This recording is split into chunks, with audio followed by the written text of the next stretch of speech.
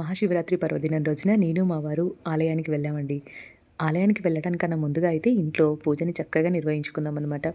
ఉదయాన్నే చక్కగా ఇల్లంతా శుభ్రం చేసేసుకొని దేవుడి పటాలన్నీ చక్కగా శుభ్రపరుచుకొని, ఆ తర్వాత శివుడికి పంచామృతాలతో అభిషేకం చేసి, పూలతో అర్చన చేసి, చాలా నిదానంగా భజన పాటలు, మనకొచ్చినటువంటి శివుడికి సంబంధించినటువంటి స్తోత్రాలన్నీ చదువుకొని, ఆ తర్వాత ఆలయానికి వెళ్ళామనమాట. 1:00 ఆ టైంలో వెళ్ళామండి. భక్తులైతే ఎక్కువగా అయితే లేరు మేము వెళ్ళినప్పుడు. మా ఇంటికి దగ్గరలో ఉన్నటువంటి ఆలయానికి వెళ్ళానండి.